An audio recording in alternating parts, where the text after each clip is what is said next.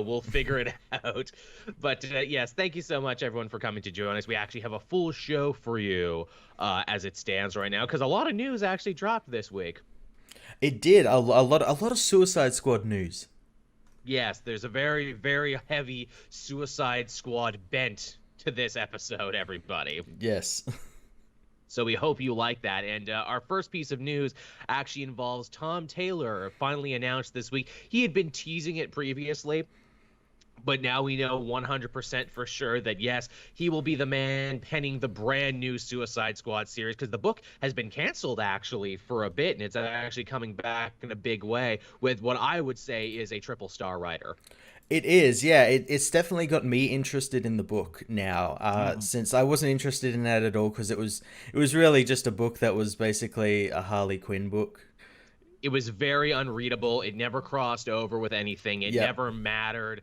They never gave it the time of day. But here it actually looks like they are going to give it the time of day. Because, I mean, why else would you put such a big star like Tom Taylor on it? Of course, as I sit and think to myself, oh, yeah, he's a good choice for the book.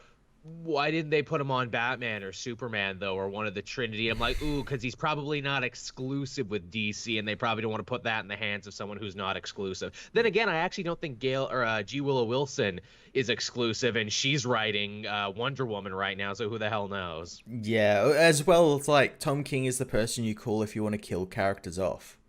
It Yeah, seems I because guess so. all his stories are about killing characters off. He's very good at it, as we've seen from Injustice and everything else. So maybe Tom Taylor is the man for this job. The team lineup is interesting as it stands right now, but this is the Suicide Squad, so it is definitely bound to change. And Hmm. in fact, they promise, yep, the team is going to change regularly as it did in the Ostrander era when you all like it. Leading the charge is Deadshot, who I think officially now edges out Boomerang for being on more incarnations of the team than anyone else. He's pretty close. He's pretty close there. If not, he's tied with Boomerang. I know they were very, very close there. Harley Quinn, because again, the Suicide Squad book continues to be a Harley Quinn vehicle, despite the fact that she's only been a member of the team for like 5 years, give Yeah, or from take, the when new that new book was 52. from the new 52. Keeping with new 52 members as well, King Shark is also on the team, which is Hmm. surprising because King Shark was only on the Suicide Squad in the new 52 as a holdover gimmick from Secret Six, because Secret Six was actually selling better and actually had a book when the Suicide Squad didn't. Yeah, yeah.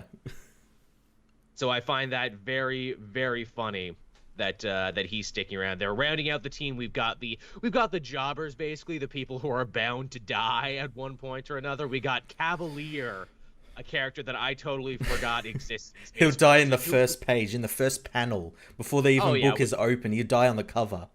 Oh yeah, which happens all the time. He's got a sword. I don't see him lasting very long. We got Magpie, Yeah. all right, fairly well-known D-list Batman villain, Hmm. had a couple cartoon appearances, is actually going to be in the next issue of the Tom King Batman book.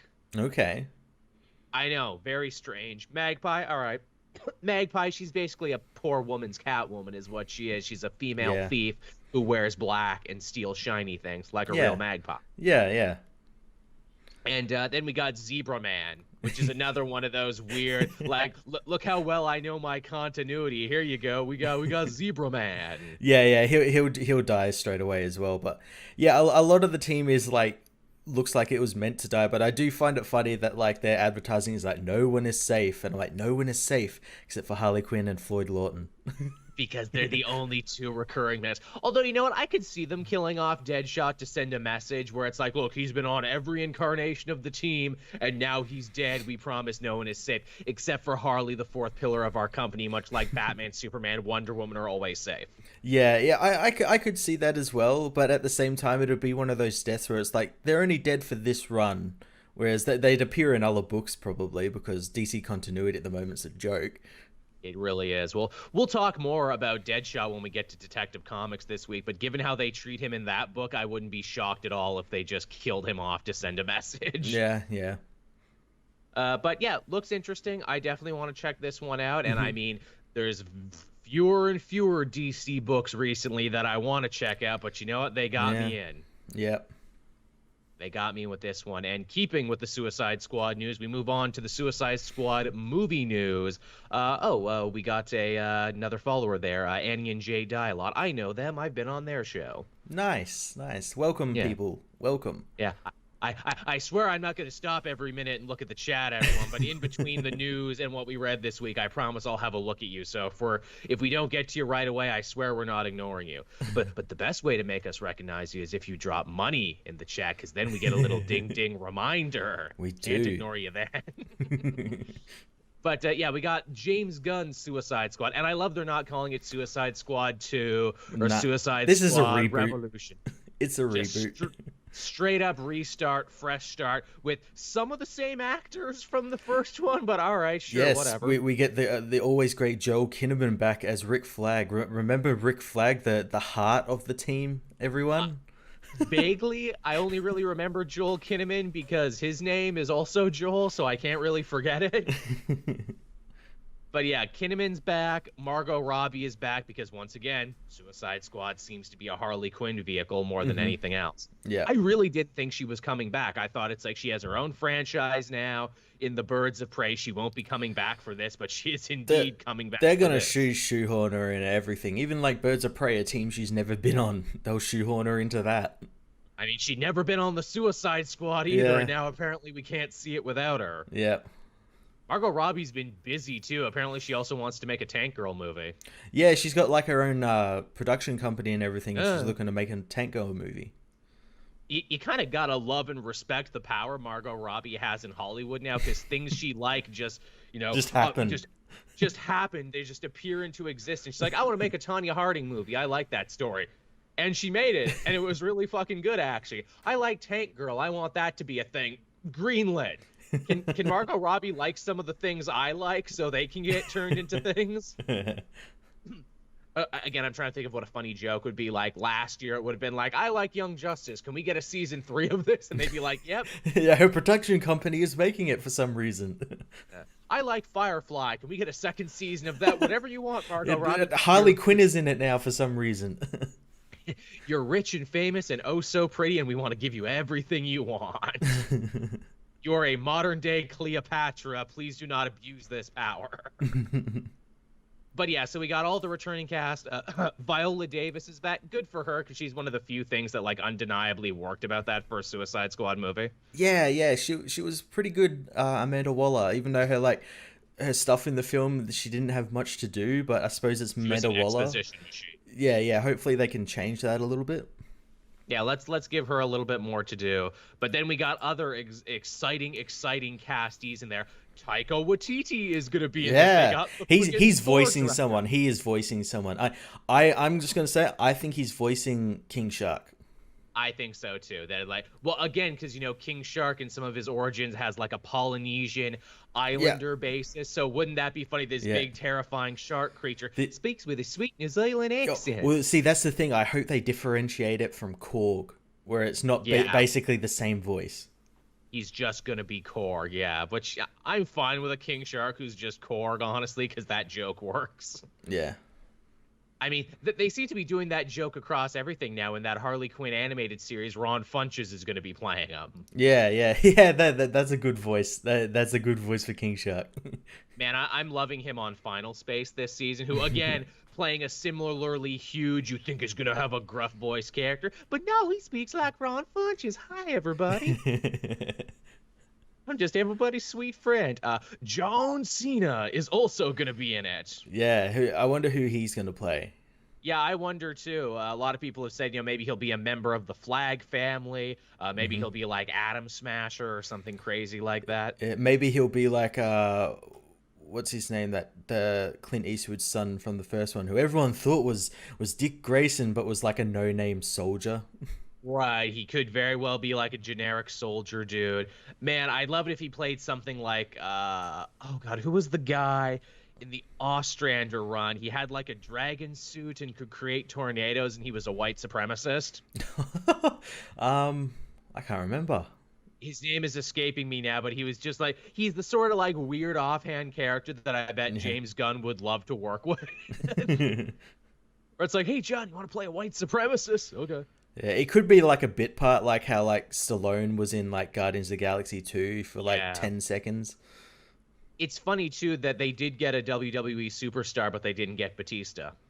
Yeah, yeah. Well, wasn't he like rumored to be in it? But like He when this was. whole deal with like Gunn leaving Guardians and everything, and I'm guessing he's busy. He's busy with that goddamn Zack Snyder zombie film or something. That's true. Maybe it's a smokescreen though. Maybe it's not really John Cena. Maybe it is Batista, or maybe Batista is in the movie, but he's just a doctor or a guard at Bell Rev now. He doesn't actually Yeah, have a big part. like a cameo. He's just got a cameo. Who else was in there from the list? There was a lot of interesting people. We got Jai Courtney is back as Captain Boomerang. Can't keep a good Courtney down, can you? He much like his namesake keeps coming back, Jai Courtney. You try and throw him far away, but he keeps coming back. Yeah, well, to his credit, like Boomerang was probably like the most like comic accurate character in that film, as well as like he played him very well because he's basically just got to play himself. Pretty much, it was the role he was born to play. But yeah, is there anyone else I'm missing here? I feel like I'm missing people here. Got Taika Waititi. Idris Elba. Idris Elba, who again, everyone was certain he was going to be replacing Will Smith because Will Smith is not returning. No. But no, apparently he's playing someone completely different. Yeah, people are theorizing he's playing Bronze Tiger. Who's like one of the other most prominent Suicide Squad members. I could see him do that. I could see him being the Tattoo Man. I could see him being a lot of different people, actually. Although I think the Tattoo Man is actually in the first Suicide Squad thing. I think he's played by Common. And he's like, I think so, maybe.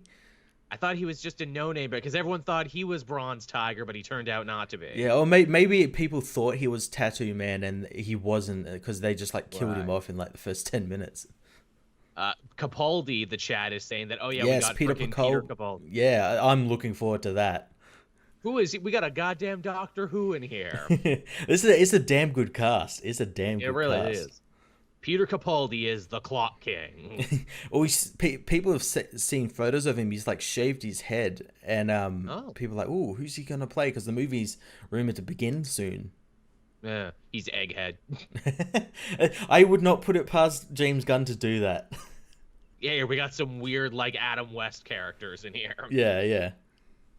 Yeah, I would be fine. It's also one of those things, too, where it's like, look, obviously we're assuming a lot of these people are going to be members of the team. Some will probably only be here for cameos to die. Some will actually have bigger parts in the movie. We never stop to consider, what if it's like the Suicide Squad versus another evil team? Yeah, that would be interesting. I'd like to see like the Suicide Squad versus like a newer Suicide Squad, like made not by like Waller, but like a different sect of the government that's like they're a bit better, and the Suicide Squad have done that before. Yeah, Suicide Squad has to fight them or something. I'd like that, where it's like, look, Amanda, you're fired. Someone else is taking. Maxwell Lord is taking over this gig now. Yeah, and refilling the team with his own people. And Waller's like, that's fucking bullshit. I'm gonna make my own off the grid Suicide Squad with blackjack and hookers, and we're gonna get my job back. Which, again, is a very Suicide Squad thing. And they'd be like, why do we want to help you, Amanda? It's like, because I'll fucking kill you if you don't. This is all I have. And that's so very sad. Yes. But yeah, never did I think after the first one would I be like, yo, I'm excited for Suicide Squad. But yo, I'm very excited for James Gunn's Suicide Squad. Yeah, I'm interested to see how he's going to differentiate it from Guardians, since the first Suicide Squad was literally like a rip-off of Guardians of the Galaxy. I know, right? He also says there's going to be music in it, but it's going to be stylistically different from Guardians. Yeah, so hopefully like more modernized music, I guess, because Guardians tried to emulate the first Suicide Squad tried to emulate Guardians by putting like Creedence Clearwater and Queen and all of that sort of stuff. You know what the problem with it was? They were all really, really obvious and really on the nose. And all in the first 10 minutes. Absolutely. Like, here's Amanda Waller, and we're going to play Sympathy for the Devil, because later in the movie we will call her the Devil. That's fine. And, here, we'll play a little Kanye when Deadshot Will Smith is on screen, because he seems to be channeling that energy right now. Yeah, the chat's saying that Nathan Fillion's going to be in the film as well. Ooh, yeah. Again, I think Nathan Fillion's going to be a cameo. I don't Oh think yeah, he's sticking around. he was a cameo in Guardians, so I think he'll just Yes, be he that. was. So yeah. He's Clayface. He's an actor just Yeah. obsessed with himself and always changing his shape. I would like that. That'd actually be really cool. I would buy him as Basil Carlo. Again, to quote Big Mouth, I kind of got this out of shape, in shape, barrel chested guy thing going on right now. So I would be very much like a 1930s character actor. Yeah, but yeah, this one's really making me love that one. Yeah. It's really like, yep, this looks like we're gonna be in for a fun time. It does. It looks really cool. Can't wait for the trailer, and that's probably coming sooner rather than later, because as we've seen with Gunn, the dude can cut a trailer with almost nothing. Oh yeah, he can. All right. From moving on from there, we got a little bit of comic news, and here's some shit I didn't think I'd be talking about today. Conan and Moon Knight, a brand new crossover coming to Marvel in December. The Serpent War. So sign me up. That sounds cool. I'm kind of wishing that like we got a Conan Punisher story, because their relationship in Savage Avengers is really cool. Makes sense though, because Moon Knight obviously has all this Mm-hmm. stuff tied to like gods and magic and weird extra dimensional beings, so it makes sense to just throw him in there with Conan. But it's not just Conan. Apparently, when we weren't looking, Marvel actually got the rights to a bunch of other Edgar Rice Burroughs works. Oh really? Yes, that are now folding in. Solomon Kane, they now own him. Oh shit. Oh fuck. And he's gonna be in this crossover. And Dark Agnes, they own her too. Oh nice. That's so cool. So there's gonna be a whole Kaneverse that you didn't even know about, and I think that's really cool. I forget who's right. I think Zub is writing some of this. Well, yeah, yes, he's writing like the Conan books at the moment. Right, so he's got a piece of this, and he says he's really excited to write Solomon Kane. This is probably why he couldn't stick around on Iron Man, because he got to write this. Yeah, they probably like, we're gonna buy all these characters for you, and you do whatever you want with them. Which, man, hot damn, to think if they make another Solomon Kane movie, it'll be a Disney Marvel joint. Yeah, that's so weird. And if they make another Conan movie, Disney Marvel's Conan. Yeah, Conan would get a show. I don't think they would do a straight-up movie, even though he's been a successful movie before. I think they would do an app show where they could maybe get away with a little more. An app show might be a bit better. Yeah. Again, where it's like, at least make it as violent and hard-edged as Mandalorians. Yeah. Probably couldn't have all the fucking that Conan normally has, but that's fine. Yeah, you never know. You never know. You never know. They might. Isn't there like a thing for Disney Plus where it's like, we're not going to do R, we'll do everything up to R?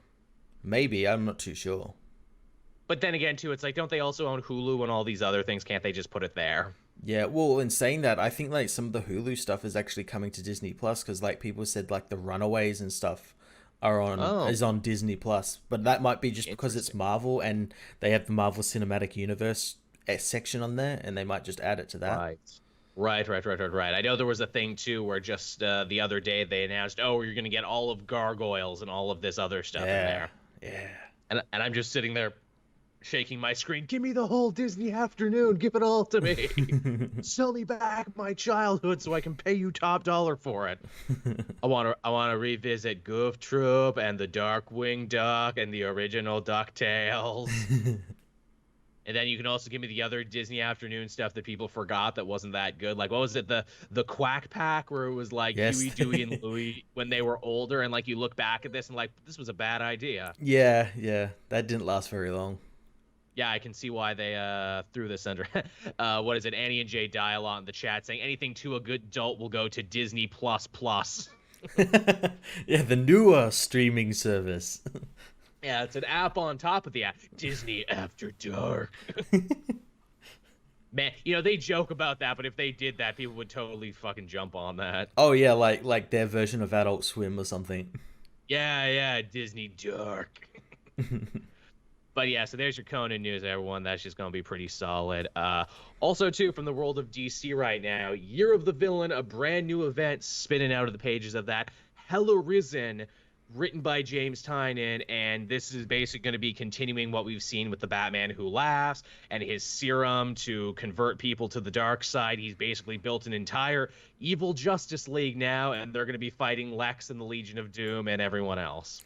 Yeah, I'm definitely going to pick this up because it's James Tynion. He's been writing the mainline Justice League book with Scott Snyder, and he's been doing a damn good job.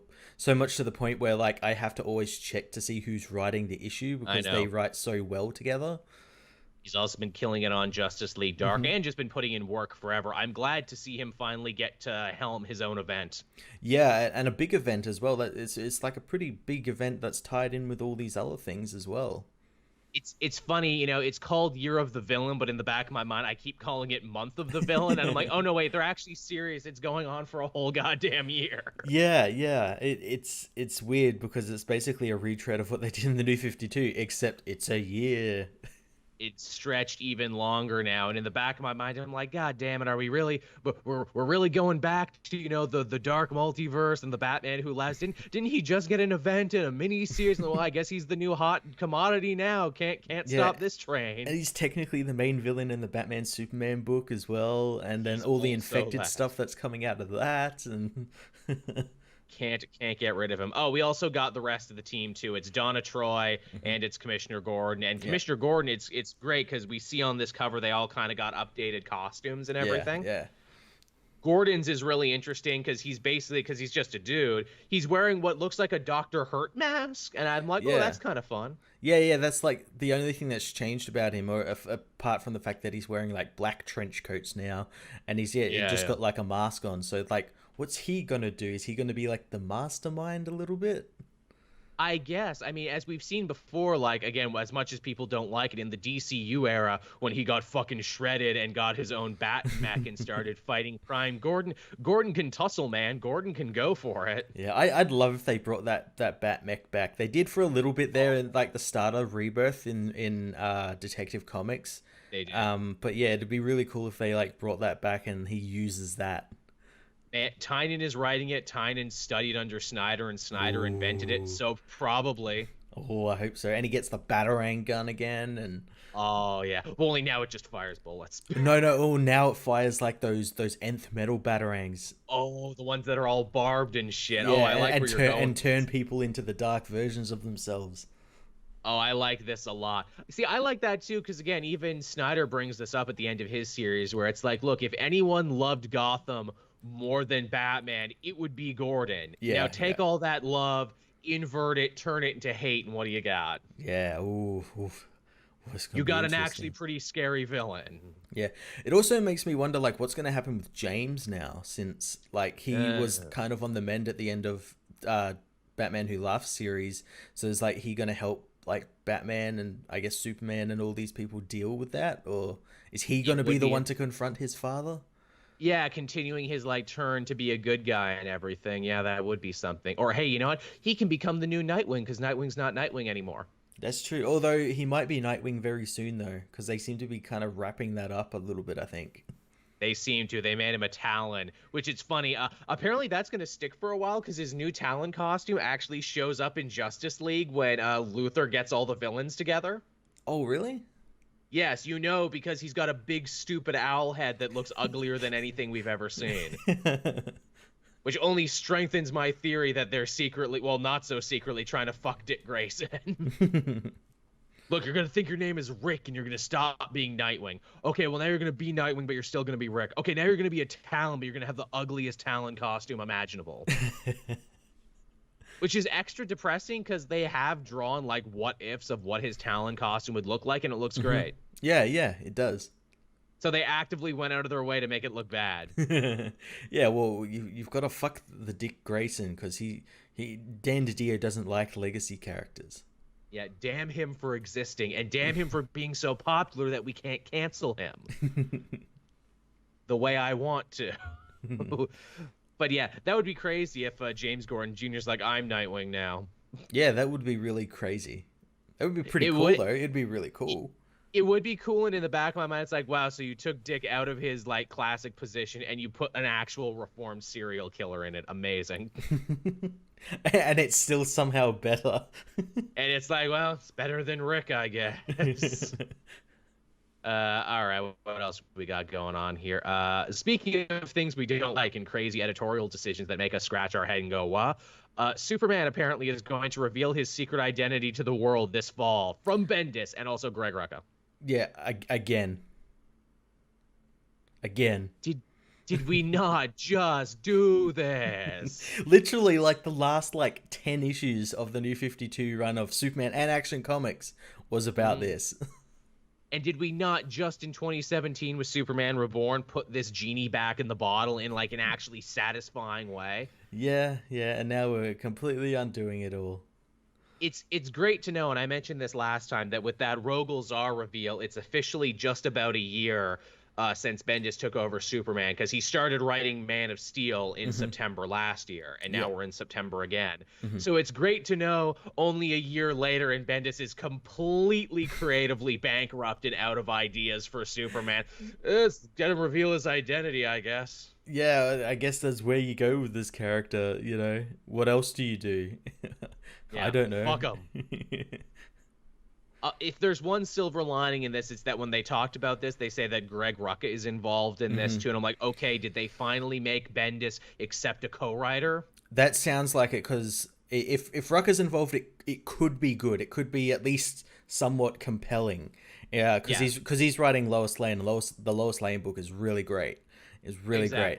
Even just in general, to give him a sounding board, to give him someone to be like, no, Brian, that doesn't make sense. No, Brian. Well, you look at Naomi. He had a co-writer on that, and that book was brilliant. It was fantastic, and it worked. And then you look at compared to his Superman book, and it's just on that book he's allowed to do whatever the fuck he wants, it seems, and he's got no one to tell him no. So yeah, again, I quit Superman after the Rogol Zar thing. I might pick it up in fall if it's true and Bendis as a co-writer. It would be interesting to see if they reveal it through the Lois Lane book. It sounds like it might actually. Well, it might go through all of the books somehow. Which that worries me too. Where I'm like, oh no, are they gonna? Because between that cover that they had to recall of Lois, oh, I'm gonna kill you, Superman, with the kryptonite. I'm like, don't make this Lois's fault again. Please don't throw this at the feet of Lois, because people forget when he got outed at the end of the New 52, it was Lois who was kind of sort of forced to do it. But again, you lost a lot of sympathy for New 52 Lois, because they're just like meh. Yeah, they shifted all the blame to her. So I imagine that's what they're doing again. It kind of seems like it, though. At the same time, it's why would she do it this time? What's the reason this time? Leviathan, I don't fucking know. It's just ugh. Yeah, it just. Are they going to turn him into Doomsday next? Oh, I know. As we continue to tick down the ideas, and I'm sure Brian Michael Bendis is like, no one's done this before, right? Oh yeah, it's this is new. I'm gonna do it in a new way, and no, you're not. No, you're not. No, you're not. Yes, I am. Also, I sent his son to the future. Deal with it. In a book I'm probably gonna write more about than Superman, so don't be shocked if I'm off Superman soon. Yeah, how weird is that? I hate this kid and I want him out of this book. Oh, but I'm gonna write his adventures in the future, though. Well, he's surrounded by characters who he's interested in. Yeah, it's so strange, his approach to this. It really is. And when I see stuff like this, I'm like, it's fine, don't worry. I'm just going to get a crisis in 2 years anyway. And in fact, wouldn't it be crazy if, judging by his Young Justice, where it's yes, the 7 crises, what if another crisis happened? Imagine if this was Bendis's long game, where he's like, look, DC fans don't want crises because they find them creatively bankrupt. Well, what if I fuck up things you like so much and so that thoroughly, you want one. You'll be begging old Brian B to do a crisis just to get you back. Everything back to zero. I could definitely see that. I don't know whether it would be so much his idea, but more like the editorial, Dan DiDio and all those guys. It's fuck it up so much, Brian, so that we have to have a crisis, because crises apparently do well in trades and stuff. Man, I can see DiDio sitting on his throne at DC Comics, feeling like super Machiavellian, like, he's got a cigar and smoke is wafting through the room, and he's just sitting there pensing his fingers like Mr. Burns, and he's like, I'm putting you all in a box. You won't see the box until you're already inside it. And then somewhere Jim Lee's drawing, it's like, you're scaring me again, Dan. And Jeff Johns is saying, can I come back in the room? Guys, no, back to your cage. Yeah, actually, finish Shazam. Oh, wait, we're going to postpone it 20 more weeks. Again. And Jeff Johns is like, I've got half a mind to go leave for Marvel right now. You won't do it because you want to work on the film and TV side. Damn it, they've got me. But yeah, so that's what we can look forward to in Superman, I guess. If you've quit reading Superman, everyone, I can't blame you. I've quit it and probably won't pick it up again until fall. I don't blame you either, because it's at that tipping point, whereas if something bad happens in the next issue, it's almost as bad as the New 52 stuff. It's, yeah, again, which people forget. We read nothing of it in the New 52 because you never had to, because nothing of it mattered. No. It was all shit they were gonna throw out anyway. Shit they did eventually throw out. Yeah, and it only became like semi-decent once Jeff Johns got hold of the book. But by that time it was like near the end, and they're like, we're moving on. We're going into Rebirth and everything, so they had to wrap it up quickly. Ironically, and we've said this before, the best New 52 Superman story is Super League, the last story they told where New 50 Superman was dying. Yeah. And he had to get together with everyone, and the other version of himself that people actually liked, who was the Superman everyone remembered. And New 52 Superman only redeemed himself in death, like only in his last couple pages did he feel like the real Superman. Yeah. It's very funny. And speaking of Superman, there's actually big sweeping changes for the entire Superman family line. What is it? The old writer of Supergirl is out. Who was that? Andreyko. Mark Andreyko, yes. Mark Andreyko is out, probably pulling his no hair out after he realized that nothing he did on Supergirl ultimately mattered in the Superman. It's such a shame, because like you read, especially it was fine up until like the book started crossing over with Bendis' stuff, because then you could tell him, like, because the book basically became like a second part of Superman, where it's like, we're just going to retell the same stories and you're going to get 2 pages to do your own thing. And it's in those 2 pages, and Draco tried his best to like make sense of everything and try and make something compelling. And to his credit, he did a pretty decent job at that. But yeah, he was still hampered by what all the shit Bendis was doing. He's gone, and I'm sure he's even more hitting his head against the table, where it's like, Brian, we had a deal. I would write Supergirl and make sense of your nonsense, and in return, you would take my created character, Manhunter, reestablish her in Leviathan, make her a big deal so I could write the ongoing. Sorry, motherfucker. I make her a huge part of Leviathan, but it's super boring, and no one's going to want to read about her after I'm done, so I guess you're fucked. Yeah, it's so strange, and it's really funny, because like his most recent issue of Supergirl ended with Kara back on Earth, and that's when she learns she's now back at that time where in the Leviathan special she returned to Earth and found out that Danvers had been killed. Oh, so now we're at that point, so they're quite far behind. So now she's going to get involved with Leviathan, even though Event Leviathan is almost over. Amazing, fucking amazing. Yeah, it's so shocking. Wow, it sucks that Supergirl had to suffer more for Bendis' sins than just he wasn't even writing the book. Yeah, I know. The book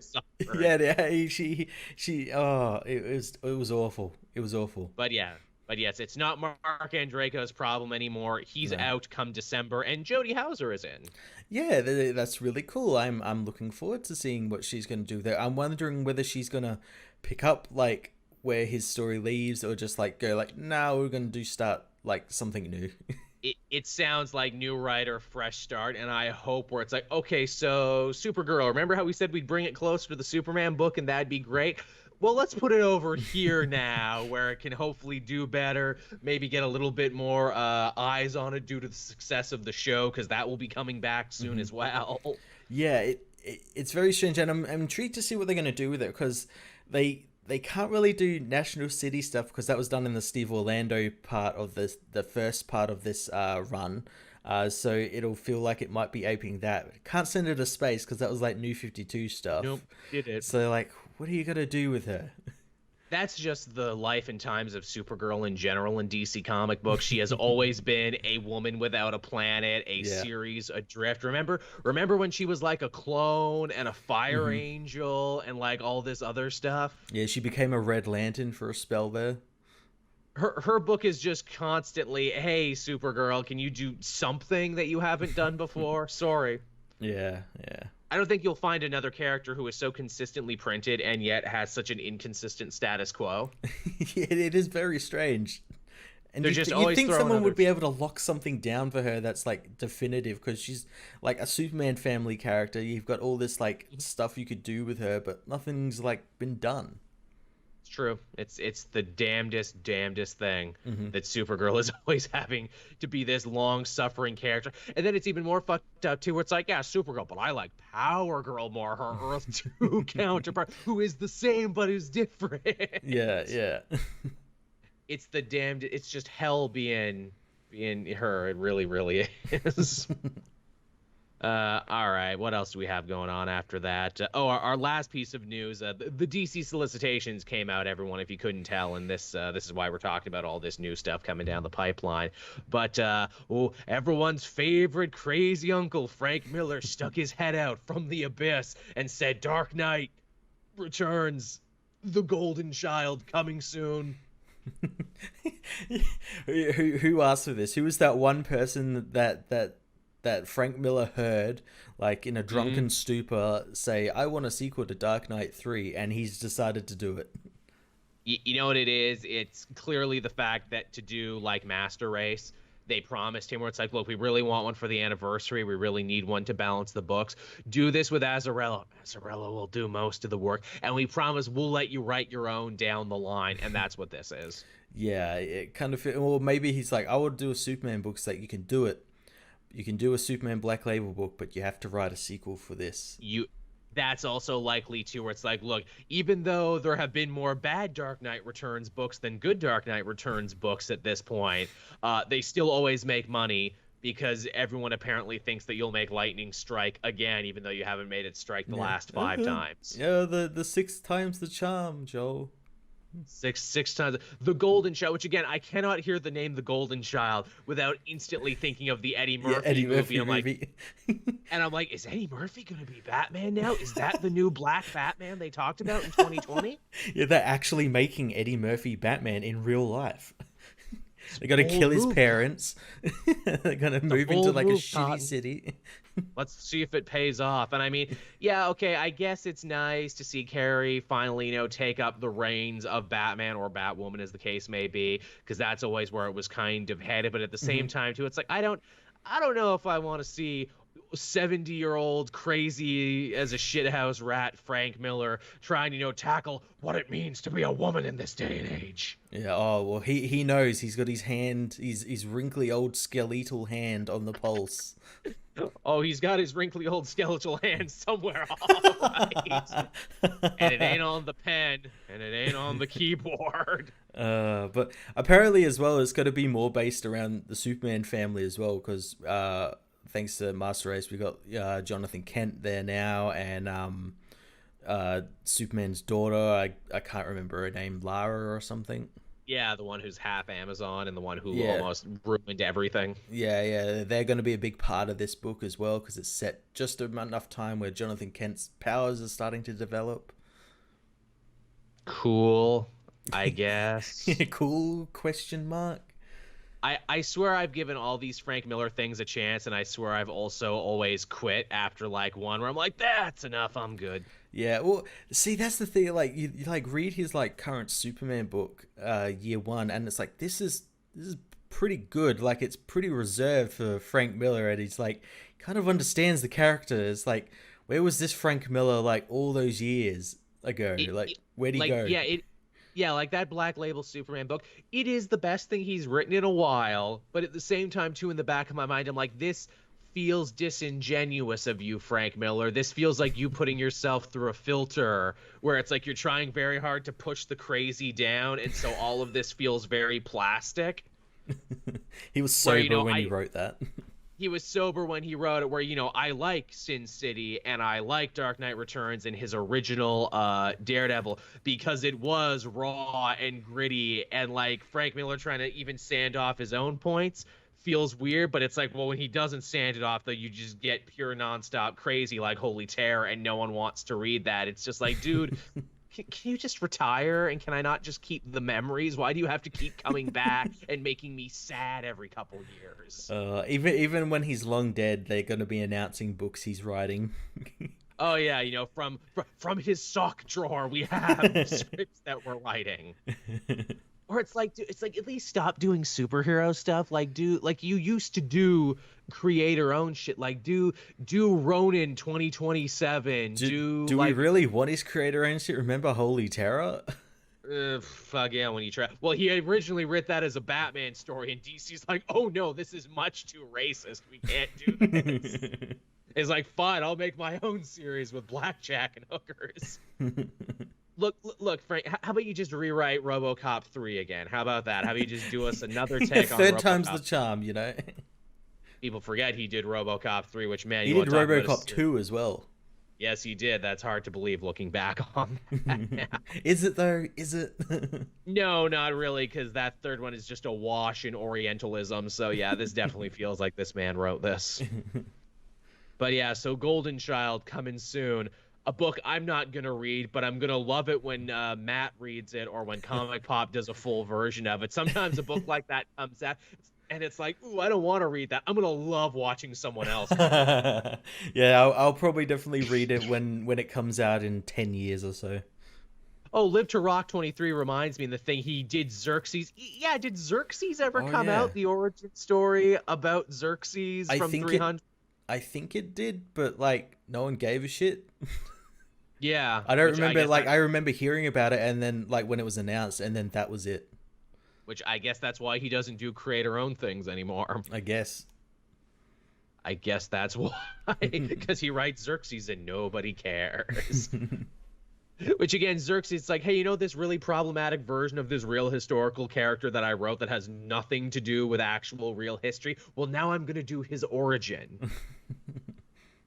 Like, seriously, if you read any history of the real Xerxes, he was actually like a really chill dude and like an actually really good leader.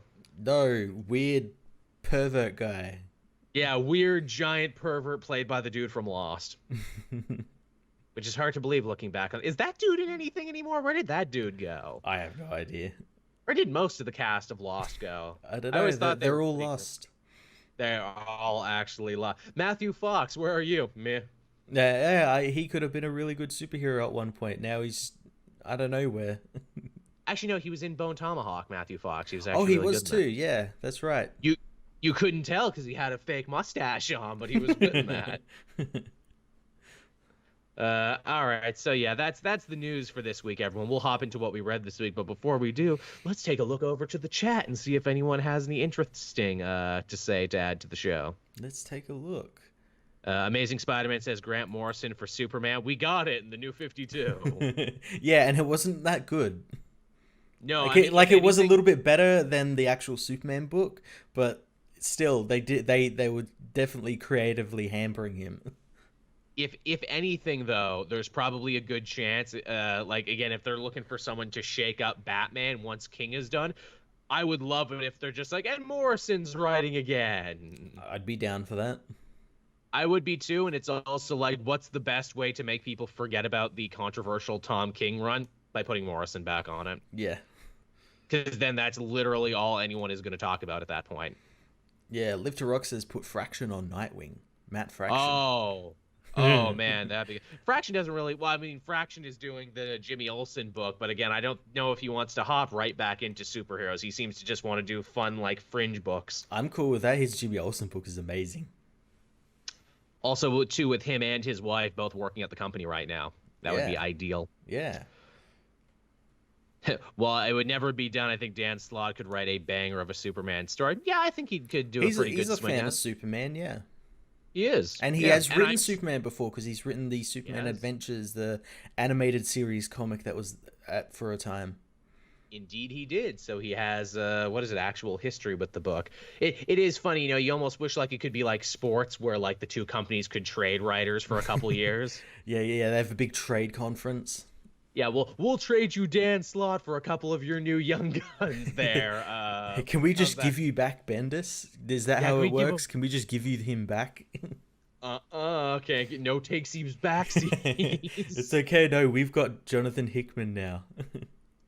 Marvel Knight asking, did I read Miles Spider-Man this week? No, I actually just started reading Amazing Spider-Man before I started. I had a really slow week catching up on books, I hate to say. Yeah. I really couldn't believe it was Sunday already when it was time to record. I'm like, fuck me. I know, right? Sunday? I know. These weeks are just flying by so fast. I swear I do not have enough time in a week to actually do what I gotta get done. Yeah. It was worse, too, because I fired up that Red Dead Redemption DLC, so I played way more of that than I should have. Yeah, I've been playing that as well. Like, I started a new character. Oh, good idea. Because, man, if you want to do the trader, collector, bounty hunter stuff, you better have some gold, because you're going to have to spend at least 15 bars of gold to get a few of them. Yeah. I started the bounty hunter one. I reset my character, but like on the new one, I started a new character, and yeah, the bounty hunter stuff is pretty interesting, as well as that Wheeler Rawson thing that you can buy. Yeah. I haven't bought that yet because I don't have enough gold bars at the moment, but it looks pretty cool. It does. You know, it's funny, you know, Rockstar, I think they've really found that thing where it's like, okay, all DLC will be free now. You can play it whenever you want, whenever it's due. But if you really want to hop in it, though, you got to get some of our premium currency. But that's only like $11, right? You'll pay $11 per DLC, won't you? Well, then it's not really free, is it? Then I'm just paying you $11 for DLC. Well, you can grind for it. How long will that take? Years. Yeah, literal years. Literally until the next one comes out. But yeah, I like the bounty hunter stuff because it's good just to hop on in and do it. And I'm happy that you can actually do stuff with the trader thing, even though literally the end point of the trader stuff is to get enough animal parts to do a mission where you take a wagon from one end of the map to the other. So you're basically just spending 10 minutes watching your dude drive. Yeah. I just want to take this moment as well just to give a shout out to, I'm sorry if I butcher your name, Abdul Rahman. He pledged $500 to me just now. Holy fuck. So thank you so much for that. Joel is going to be getting a piece of that as well. Yeah. He gave us a nice message. I'm not going to read it because it's quite long, but he basically thanks us for getting us through his day. So thank you so much for that. Thanks, appreciates that we do it for you guys. So thank you so much for that. I might be that much closer to my Switch now. Hey, get the Switch. I gotta get on that astral chain booty, man. Everyone talks about how great that is. That game is so. I just discovered you can like customize your costume with colors as well as your legion, your monster that you can control, and I'm having so much fun with it. Damn, yeah, that's looking like some good stuff. Also, I got that London Comic-Con coming up at the beginning of next month. I'm all excited for that. That's London, Ontario, everyone, not London, England. I know. I know some people make that mistake. It's the same weekend. Yeah, I got a Comic-Con this coming weekend, so I'm looking forward to that. Is that the OzCon, or is that another one? It is the Oz Comic-Con. I've been invited as part of media. Hey, why is it that it seems that all the Comic-Cons are all in these, like, 4 months? Why don't they spread it out some? That's the thing, like, the Comic-Cons here in Australia, or at least the ones that I can actually go to without actually flying anywhere, are in this, like, weird month between September and, like, the first week of November. They're like crammed in within only a couple of weeks of each other. It's very strange. We gotta do a thing now that we're doing this streaming. We gotta do like a 24-hour episode of the comic multiverse to raise funds, either to get you to Canada or me to Australia to do a thing. Because we've been working together for like what, 5-6 years now. Yeah. We've never actually met face to face. Yeah, that'll be really cool. That would be a fun one. All right, what else we got going? Do we want to talk about what we read this week, Matt? Feels like the show's actually going fast this week. Yeah, I do just want to field one question because it keeps being brought up. Apparently, Batman Beyond is being turned into a woman. Okay. Yeah. So I'm I'm not reading Yeah, Batman Beyond. neither am I. Never happened, and this won't make me start. Yeah, no, I don't mind it. You know, it's cool if it's something that's happening in the book, like organically, and it's not just like a snap decision. Cool.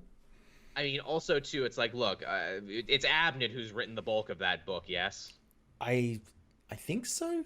I'm not sure. I want to say maybe they've changed it, but who knows? I'm gonna say, and I've said it before, that I think it's very clear that whoever's writing that Batman Beyond book never watched the show, and the book has like nothing to do with the show and the version of Batman Beyond I like. So to me, it's always like, Jurgens, Tevius Smokus. Dan Jurgens. So, if they do make it a woman and if they make it a different character, it might actually make more sense. Yeah, maybe. Did Joel ever finish watching The Boys? Almost, Winford. I got done the episode with the dolphin and the Spice Girls references, and that was very funny. Very funny episode. That was a very funny bit where I'm like, okay, this is what brings it together for me now, where it's like, I thought the show was okay before, now I actually really like the show. Yeah. But yeah, that's some good shit. Marvel Knight, 1985 there, longtime fan there, always shows up to these. He had a question there. Well, actually, no, we'll talk about that, Marvel Knight, when we talk about Leviathan. His question is, who do we think Leviathan is all these issues I have later? A theory, and I think I've actually worked out who Leviathan is. Okay, let's start with Leviathan then, Matt, and you can talk about your theory, because nothing actually happened in the Leviathan issues. Fuck all actually happened. Yeah, Event Leviathan issue 4. Nothing happened. Again, we reiterated stuff we knew before this event actually even begun, in that they're taking out organized spy organizations and enveloping their agents into Leviathan. It's shocking how much this series repeats itself and has no forward momentum. I'm like, God damn. They say a politician is someone who can talk all day and say nothing. I hope Bendis never has political aspirations, because the dude could run for like Primarch of Earth and he would win. I said in my review that it feels like either Bendis doesn't know where the series is going, or this is editorial, like, getting involved and like changing like who is Leviathan, or like what their like mandate is, and like so he has to like just not say anything. But in saying that, a lot of Bendis's books at DC right now are doing something that's like Young Justice. They have Ginny's trunk. Like, they keep saying, "Oh, something big's in it." We're never gonna find out what the fuck's in that chunk. Bendis has become J.J. Abrams. This is his mystery box. Everything is a mystery box. Even from Man of Steel, Superman and Lois together, or aren't they? I guess you'll have to keep reading to find out what's in the mystery box. And then we get in the mystery box, and it's like, this is disappointing. They're together, but they're not together, and just like, well, that wasn't fun. Yeah, it's really strange, but yeah, this book doesn't do anything. Superman tries to see who Leviathan is, but his mask like protects his identity, because of course. I love we find that after the fact, where it's like, Superman, you gotta look at him with your X-ray vision. Nah, he blocked me. But you saved Amanda Waller, right? Nah, they got away. But you got a clue while you were there. Nah, I flew into the void, which I actually did in Action Comics, but I'm treating it here like I did it for the first time. Yeah, well, this time he decided to push on the void. He didn't do that last. He did something new. You see, the story is progressing. Hot diggity daffodil. But yeah. No, nothing happens. They contact Batgirl, who is in Leviathan, and they try and ask her who Leviathan is, and of course, the message cuts out right at the point. I love that Barbara Gordon has actually done more work to unearth who Leviathan is off panel. And no one else is writing that. That seems like a tie-in, like a Batgirl tie-in, but no one's writing, or no one wants to, or they're not allowed to, or something. I'm like, why was that not someone's idea, where it's like, look, Leviathan is recruiting heroes. Why don't one of us just say yes and we'll go in undercover? Yeah. That's such an obvious layup that they just don't fucking do it. Then Silencer shows up from the New Age. Remember Silencer, everybody? Yeah, Silencer for no reason, to like, because she's going to assassinate Bruce Wayne?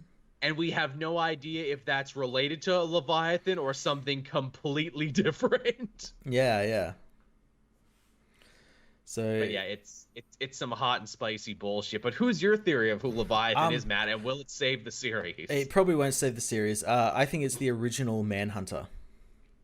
Oh. which is why this Manhunter has had such a point of prominence. Yeah, and why she's being targeted and stuff. Not only that, but like on this cover, Superman is smashing what everyone thought was the bat signal. It's not, but like you look at it and it's got like a symbol on it, and that same symbol is on the original Manhunter costume, as well as that symbol showed up in the Legion of Superheroes Millennium on a door. Oh, so you think he's already given the game away? I think he has, but like he's being too coy with it, where like no one who's not paying attention would actually pick that up. Right, and who can blame you for not? And he's gonna act as some big reveal, and we're gonna be like, it would have been better if it was Roy Harper. If it actually was Roy, because then it's like, well, at least he's back to life. Yeah, it's like, oh, Manhunter. Ooh, that character two people like. Manhunter, a character who everyone knows, despite the fact that they haven't been written about, like from the New 52 onward. Yeah. You know who cares about Manhunter? Mark Andreyko cares about Manhunter because he invented the female Manhunter. Yeah, maybe this is like him like throwing in that bone. And it's like, yeah, you can write that series after I'm done here. Yeah, sure. Oh, and then there's also another group of detectives where I'm like, oh my god, yeah. one group has managed to get nothing done in 4 issues. Let's introduce another team while we're at it. The group with Harvey Bullock surely has done some research. Harvey Bullock and Deathstroke. Which again, I'm like, is Deathstroke a detective? No, he's just an assassin. Same with like John Constantine's on the team. He's not a detective. And he's a paranormal detective. Zatanna's not a detective. Okay, she's not a paranormal detective. She's just a magician. The only one on there I could actually see is like, oh, it's Ralph Dibny. Yeah, I can understand him. Like, why isn't he on the main team? Why is Plastic Man on the main team and him not? Who is a criminal and not a detective? So it's like, I actually think you guys should have traded. Maybe that's what it was. Bendis is like, I want that plasticky guy, and they thought, oh, Plastic Man. It's like, yeah, that guy. And it's like he's the wrong one, so like the artist is drawing it and everything. It's like you can't point out because he's like, oh, I'm too far into this. I'll just have to keep using him. Because again, what complicated, not very, underwhelming story has ever been, repaired by putting more characters in it? Yeah. Let's put more characters in there, everyone. That'll be great. Yeah. Space Lord asks, is Green Arrow a detective? In his own way, he has to solve crimes in his book. Yeah, he's basically like Green Batman, so... In a lot of ways. I mean, he's not like the world's greatest detective. He's an adequate detective. Yeah. I mean, at least Bullock is like, I am a police detective. That is actually my job. As Amazing Spider-Man says, I bet Leviathan will just turn out to be one of Bendis' original characters. I think that too. I fucking hope not, because he's just like flooded DC with his original characters. Like, you have all these interesting characters to use, and like the only one who is actually of any decence is like a co-created character in that of Naomi. Yep. Well, man, Matt, you gotta create the new characters because that's where the money's That's all he's doing it for. It's very obvious. Like, I'm just gonna create all these new characters and I'll get royalties, and because people will use them, even though people probably won't. It's in the residuals, the dollar bills, y'all. He found that out at Marvel, where he's like, look, yeah. I could use an old character, or I could invent a new one, and every time he invented a new one. In fact, he's like the first person who started that. Like if there's a dictionary definition of that, they should call it Bendising, because he literally invented that shit. They have a picture of him in there. Yeah, a picture just him doing a big thumbs up. Hey. Highest paid man in comics industry today. All right, so we did a little talk there. We talked about Leviathan. What else do we want to cover? I don't actually have my books in front of me. People will enjoy this. Batman issue 78. the beach episode, everyone. We've entered full anime territory now. We're just doing beach episodes now. The beach, yeah. The city is on fire. Bane has taken over a huge sector of the American, heartland in Gotham, and Batman's just like on a beach ordering ginger ales. Your father figure is dead. Your son is kidnapped. Your city is like a totalitarian police state. The government is not helping. Yeah. But what about my romance with Catwoman, though? Yeah. Will we ever get back together? I'm gonna be Matches Malone, because last issue people complained that I was out in public. Yeah, I like they finally put that together. I'm like, oh, good, you finally figured it out now. Yeah, bit too late. You know, I could argue that like no one would see Bruce Wayne on that island as Bruce Wayne, but they'd see him in a Paris restaurant as Bruce Wayne. Yeah, yeah. But yeah, so this is a training montage. Only, at least a montage is short. King doesn't understand that montages are supposed to be short, so it's a training montage stretched over 22 pages. As Marvel Knight said, like, why is he still acting like this is a 100 issue run? I'm like, I'm guessing this issue was written way before that, and they just Yeah. had to put it out. Yeah, I would not put that past any of them. But yeah, Catwoman is gonna train Batman to get him back into fighting shape, and we know Catwoman is the best and the toughest because she one-punched the Flash and defeated Talia al Ghul single-handedly, and she can climb rock faces in high heels because she's just that great. She is Batman's greatest teacher. You know, fuck Ra's al Ghul, fuck the League of Assassins, Jakar, all those. Fuck all of them. They're nothing compared to Catwoman. Yes, if anyone can get him back into fighting shape, it's Catwoman. But also, there's tension. Are they finally going to talk about the thing that they've been refusing to talk about? The whole you left me at the altar, and it made me sad. I love that, like, Catwoman was trying her best to try and make it sound like it's not her fault. Yes. Like, she's doing everything in her power to say, this isn't my fault, this is technically your fault, but like I left because I'm not a hero, and like I couldn't do that. And I'm like, yeah, stop passing the buck. You left because you're a bitch. I stole your happiness, which made me a thief and technically the greatest villain of all time. And I'm like, but here's the thing, Selina. It wasn't your idea. It was Bane's. It was Bane's through Holly Robinson. And oh yeah, you never even figured out that Holly Robinson was being manipulated by Bane. Oh my god, everyone in this book is so stupid. So literally this whole attempt at like trying to have like, an emotional reunion, like, oh, we're really talking about our problems. You're not talking about the biggest problem, and that is that you're both stupid and incredibly easy to lead around by the nose, apparently. Oh, they are absolutely stupid. It's not even funny as well. Like, it's not even like they realize what's happening, but they choose not to do anything about it. Even after Bane literally spent a whole issue beating up Batman and explaining to him his entire plot. And this is how I painstakingly did it over 22 issues. And never once does Bruce say, oh yeah, Holly actually lied to you. Actually, she was working for Bane for some reason. Yeah, no. Bruce is too intrigued in like the story about the boat or the alleyway, because that's like the most important facet of this relationship. That I don't know why Tom King is so fucking hung up on that. Like, did they meet on the boat or in the alleyway where she stabbed him with the prostitute knife? Like, what happens? Like, apparently the definitive answer, they met on the boat, and I'm just like, who fucking gives a shit? What does that add to the characters? That's apparently not the definitive answer. Tom King really? He went back on that? Is, yeah, on Twitter, because he loves to do this. The definitive answer is coming next, actually. Oh, for fuck. Jesus Christ. Yeah, who gives a shit?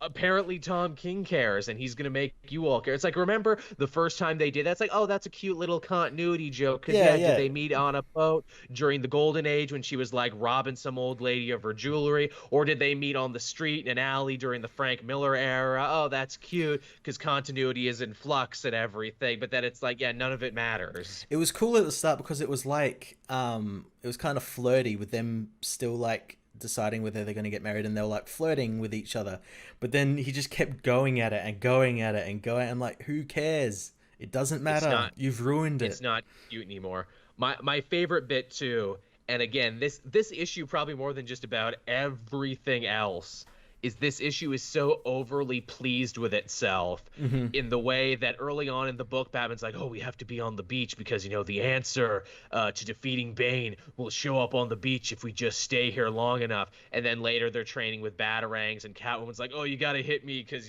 like I did bad and I need to be punished. And this is a real Tom King thing about people with death wishes and people being masochistic, only for Batman to be like, I've decided I'm going to stop being sad now and love you anyway. My problems are over now. I love you. And then they kiss on the beach, and it's like, oh, see, look, the secret to defeating Bane was love, and love showed up on the beach. And maybe the love was the friends we made along the way. It was literally that's what it was. The secret to defeating Bane was the friends we made along the way. Literally. My favorite part was like where they were sitting around that fire and Bruce is kind of pouring his heart out, and actually is like, I cried as well. And what does Catwoman do? She like quotes something from like a previous issue, and that's just Tom King going, look, I quoted myself. I remember things. And like, Yes. you could have had like a really nice actual emotional moment there, but you undercut it. You fucked it. You sure did. KT with a good one here. Bane planned on incompetence through his plan. I planned to fuck up. Yes, I planned for everyone else in this story to be massively incompetent. This is the thing. Bane is just really just like Dr. Phil, and this was his way of getting them back together. Like, yeah, he knew really. they would go to that beach and find love there, and it's like, they're in love now. I have won. I am Dr. Phil. Yep, I beat you. I did it. Oh man, what was the thing? Okay, so Patrick Zurcher on Twitter, who I really like. Zurcher's artwork, and his Twitter is pretty good. He had a whole thing defending the scene that everyone is hating, where they're climbing up the mountain face and they're talking in that weird stilted robotic dialogue. Mm-hmm. But his defense was actually really eye-opening to me, where it's like, no, this is good.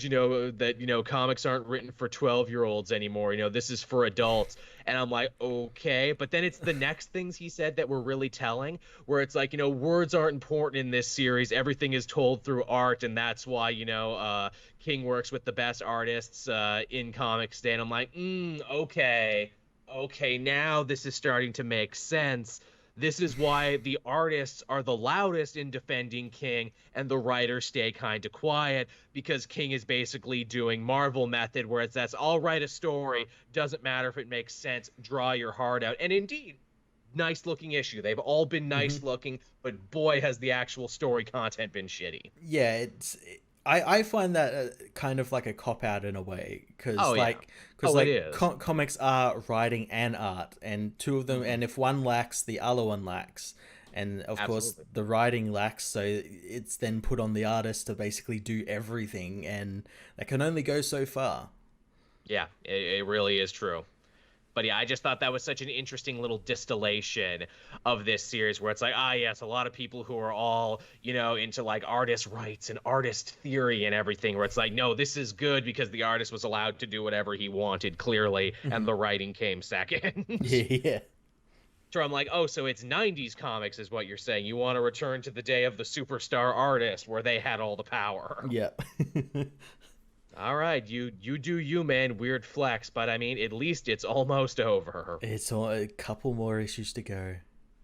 All right, so we talked about two things we didn't like. Let's talk about something we actually liked. Powers of X. Yeah, this was a cool issue. The fabulous Mr. Sinister takes center stage and blows everybody's mind. Yes, because he loves capes and loves Magneto's capes. He really does. Man, what a great little like build to that moment, where it's like, okay, so we know Mr. Sinister is involved in the plans to make Krakoa and the doubles and everything and the weird pod people, but how did he get involved and how does this mesh with continuity? The answer is, well, they talked to him, but then also said, we need you to get started doing what you're doing, but then we also need to wipe your mind so you'll forget until it's time to remember again. Yeah, they reference the indexing of all DNA on the Earth and everything, and yeah, Xavier's like, you'll do our work, but you don't realize why you're doing it until I tell you why you're doing it, and you won't remember us being here. We'll never hear. Also seeking to imply that the Sinister we know and love, the sassy, hilarious one, also might not even have been the real or original Nathaniel Essex. No. I love that they play with that like a lot, like where he's at Bar Sinister and it's just like full of like versions of him, and it's like you're never sure which one's the real one. Just a big old clone city. Also, we got like kind of that like back appendices like we've had in the other issues, but instead of being written like a textbook, this one was written like a gossip magazine written by the Sinister clones for the Sinister clones. Yeah. Very funny, but also like if you're a longtime X-Men fan, they drop some really interesting little nuggets in there. Like they talk about Madeline Pryor, the clone of Jean Grey, who went to hell, and all the times that X-Men's fought demons. Yes, all real like deep pulls.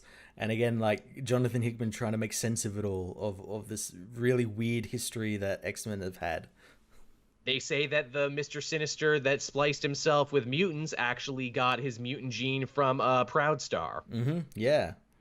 Which I'm like, okay, that's a cool pull. I always liked Proudstar and the Proudstar family. The Yeah. one that really stuck out to me is that he talks about the Summers brothers, saying, oh, there was 3 Summer brothers and a plane crash and aliens and everything. What if there was more to that story? Ooh, interesting. Which makes me think, I'm like, oh man, are they going back on what they originally did in the day, where it wasn't actually Vulcan who was the 3rd brother, it was actually Gambit? Yeah. Ooh, that'd be interesting. That would be interesting. Are they gonna retcon that and be like, now Vulcan's not your brother, it was actually Gambit all along? That'd be really cool. That would be really interesting.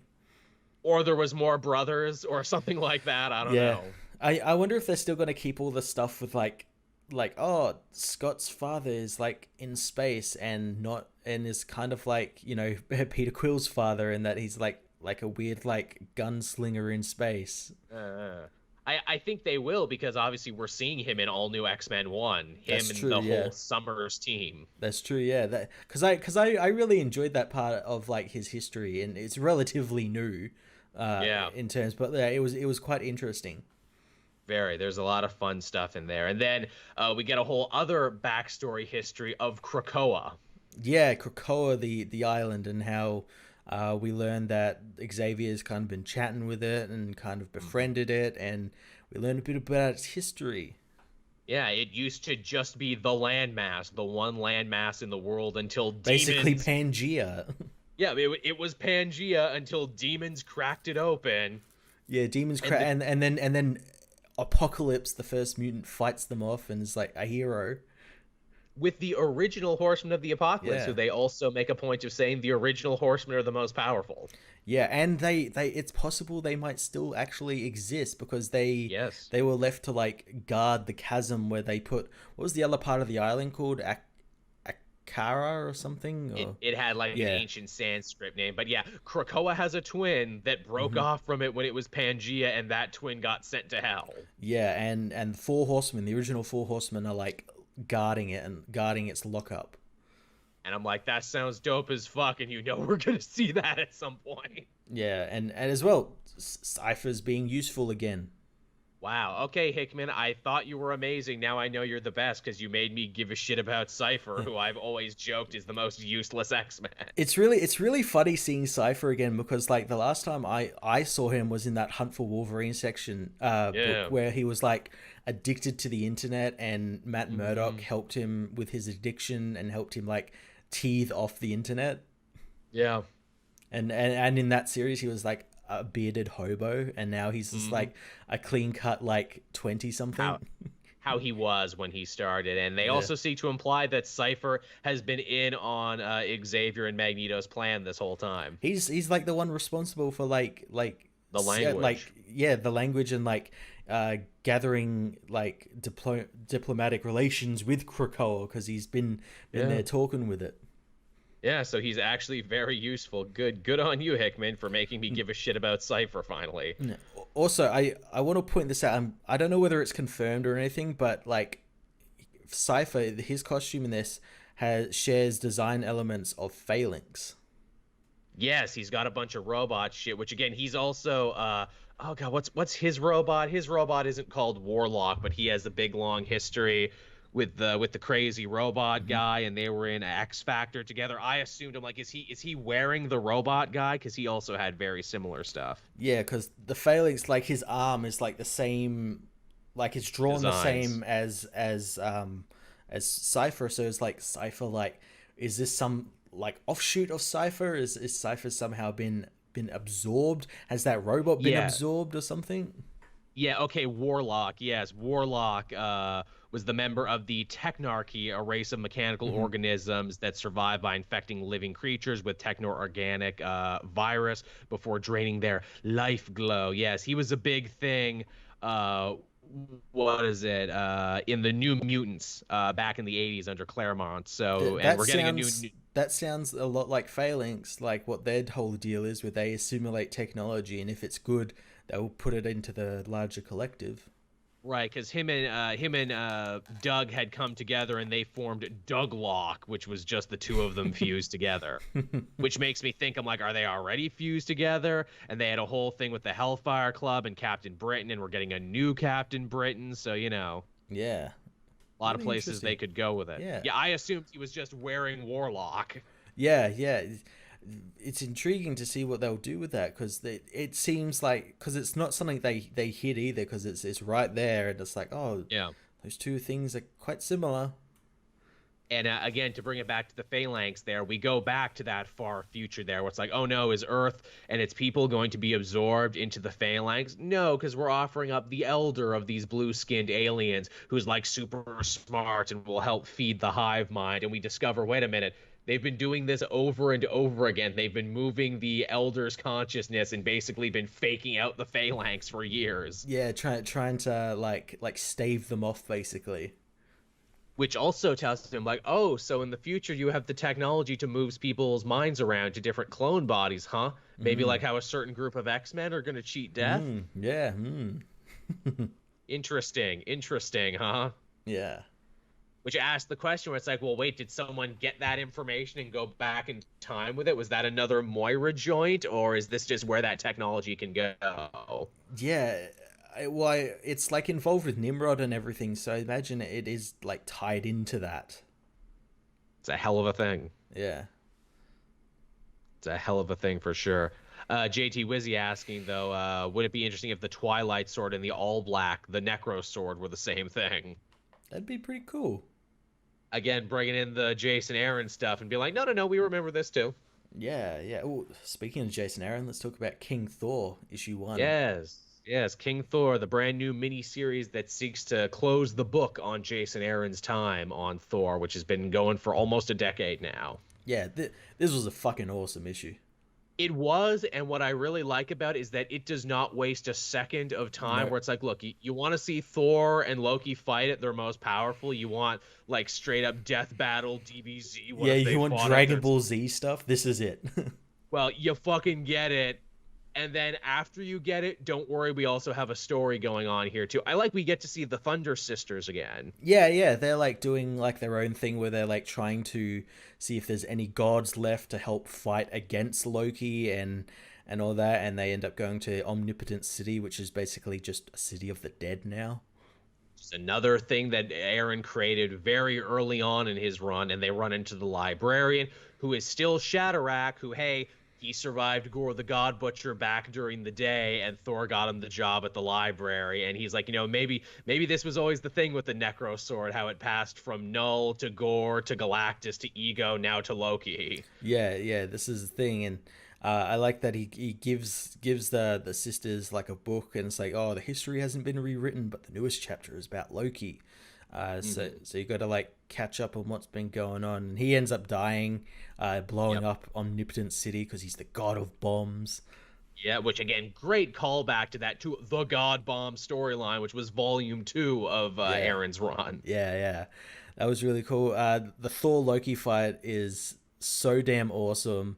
It's just like Thor fighting his brother across planets. He like blows up a napalm planet with a fiery Mjolnir, which is really cool. The best thing about it is that the fight is awesome and totally anime and completely over the top.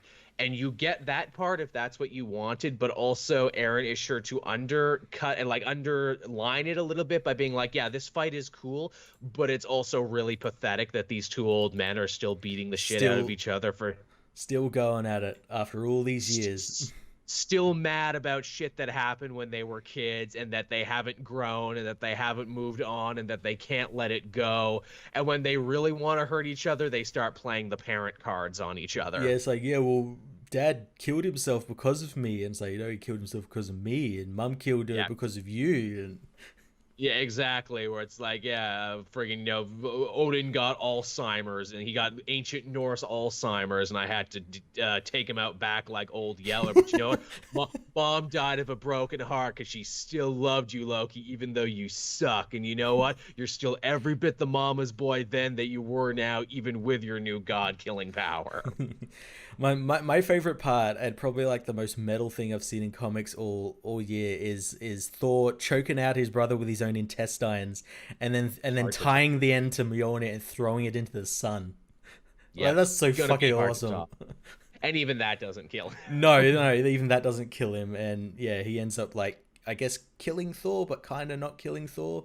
But then Loki is killed, but kind of not killed by the arrival of Gore the God Butcher. Seemingly back alive, which makes me wonder, did the Thunder Sisters travel back in time? Did they affect history? Or is this one of those history is circular things? Because the way Thor and Loki fall on the planet, a god of light, a god of darkness touching down and everything, that's almost exactly the way Gore the God Butcher describes his origin story to Thor for the first time. Yeah, is this like his origin, and he goes back in time to then start like the start of Aaron's run and everything? Is Gore the God Butcher a time loop? Because he tried to manipulate time travel to kill all the gods with the big god bomb. Yeah, That would explain how he knew about time travel. It's like, yeah, I knew this was gonna happen. yeah, that really interesting. And what's really cool about it as well is that does this lead to like maybe like him teaming with Thor to take on Loki? Because Loki is like kind of all powerful now. Like you can't really stop him. So is this going to be like an uneasy alliance with them? Wouldn't that be a hell of a thing to bring it all full circle? It's like in Arc 1, almost 8 years ago, Thor fought Gore, and now the two have to team up to defeat Loki. Yeah, and I do love like Gore's talk there is like you guys are still fighting again. It's like echoing what Aaron is saying in the book, where it's like you guys are still like fighting. It's like that's the reason why you have to die, because you always just fight over like petty shit. Because You are continuing to prove me right. Loki stole your ball when you're 10 or something, you know. You've only served to prove me right as to Yeah. why I hate gods, and you're fighting on New Midgard, and all of these poor new humans are going to get caught in the crossfire of you. Yeah. Yeah, Loki should whisper in his ear again. Yeah, you're not worthy. Ah, no. Oh, I can't pick up the hammer again. People forget that. That's why Thor became unworthy. That was because of Gore. Yeah. But yeah, King Thor, some good shit. It is. It's gonna be sad to see that book go, but also nice that it was all able to come full circle the way it did. Yeah. I had Riddler this week from Mark Russell. Oh my god, how good was this book? Man, this one blew me away. Man, Mark Russell needs to write so many more things, because this was so deep, introspective, entertaining, fresh, funny. This, like, again, when you see like a Riddler one shot, you don't expect it to have any of the stuff that this had going for it, but this had so much going for it. Yeah, that's the thing, like Year of the Villain, like outside of like the Justice League book, has been pretty middling. Like it's been there, but like no one's really doing anything with it. And like the one shots we've been getting have been like pretty good, or at least the two Mark Russell has written have been really good. That Black Mask one was fucking nothing. Which is a shame, because we both like Tom Taylor. But yeah, this one was so damn cool, and I love it how it all rolls around Riddler not getting the offer from Lex. Yeah, I know, right? He's so ticked off. He's complaining to his friend King Tut, which I love. Tut is officially canon now, and that he's an actual Egyptian guy and not a white and dude. he lives in face. a house. He lives in a house that's like shaped like one of the heads of Giza. Just pure, straight up comedy, Adam West 60s. And it's like, why is Riddler and King Tut friends? And then I'm like, oh, King Tut, the Sphinx, riddle of the Sphinx. Yeah. That's why they're That's friends. their whole shtick. And he never says that because Mark Russell trusts that you're smart enough to make that connection yourself. Yeah. They never ever go there. But yeah, Lex basically says, Riddler, you suck. You're a loser. You're a failure. You are a child's idea of what a supervillain is. The world has been reshaped around you how many times, which makes sense that Lex knows that now because he knows all the truth of the universe. The universe has been rewritten around us numerous times, and you have never changed. You have only ever been the same. Yeah, you can constantly still do the same thing even though you keep losing, and you never change anything. And Riddler, rightly so. It's like, who are you to talk, man? I'm well respected. I'm one of the most prominent Batman villains. And he's like, yeah, you're being celebrated by fools. What does that mean? Kind of talking about fans there a little bit. A little bit, yeah, where it's like, yeah, look, people love you and you can still suck at the same time. The best line is when Lex poses a riddle to the Riddler, and he says, why is Edward Nygma also like a question mark? Because a question mark also doesn't have a point. Ooh, fucking savage. That's great, and it's a riddle that actually makes sense. Yeah, a riddle doesn't have a question mark doesn't have a point. Yeah, I just love how much it like cuts him as well. Yeah, and then he really starts thinking about that, and he gets involved in like King Tut's stupid plot, where it's like, look, let's use riddles and Egyptian stuff together against Batman, and he'll never see it coming. Yeah, we'll trick him. It will be the greatest trick ever, and we'll finally get one up on him. And the plot literally involves like, okay, Riddler, you wait in this sarcophagus, and then you pop out to spring the trap on Batman at the last minute. And while he's in the sarcophagus, he only has time to think, and he's like, this is stupid. Why do I keep doing this? And eventually, it's like King Tut's been getting the shit beat out of him by Batman, and then really just pops out. He's like, I'm done. I quit. Fuck off. He just walks quits. Off. He strips off his classic green attire, and he's like, you're right, Lex gave me exactly what I needed. He gave me the gift of nothing, and I need to use that to start over. And I'm like, man, this is such a strong issue. There are so many places you could take the Riddler after this. Yeah, I hope someone jumps on this chance and does it. And if anyone do it, give it to Mark Russell. Let him continue this story. He said on Twitter he has lots of ideas. I hope they let him keep writing it in some form, even if it's just a miniseries. Do it, and or like build it out of like Tomasi's detective, and then throw it off to him. I thought, obviously when the Riddler said he was quitting, I'm like, oh, pre-Flashpoint, there was a bit there where he tried to make a go as a detective. It didn't last long because he was back committing riddle crimes. Mm-hmm.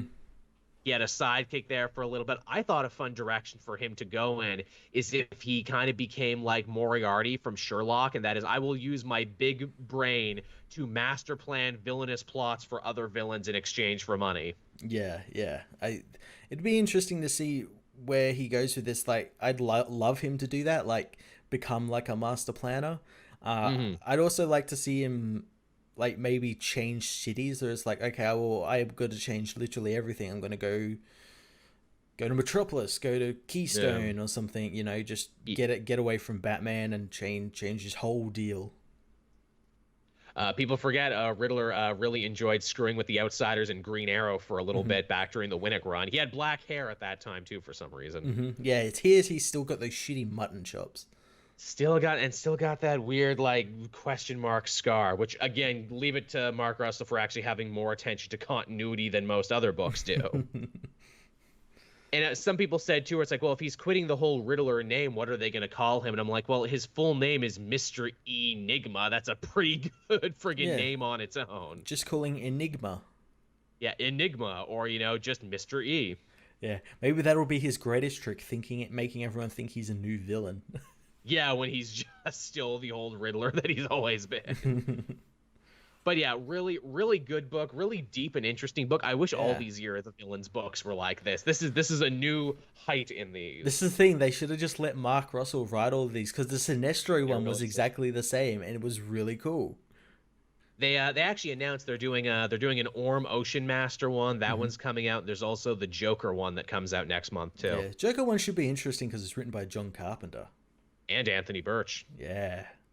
I'm going to try and get Birch on the show, actually. I actually talked to his people, but I wrote them too early. Oh, nice. I'm like, please come in here. And also tell me what you think about the writing of Borderlands as well, now that you're not writing it anymore. That's the thing I heard in all the reviews. They're like, the writing's a little stale and stilted. And I'm like, yeah, because you didn't get Anthony Birch. Didn't get the guy who actually made those games funny. Just saying.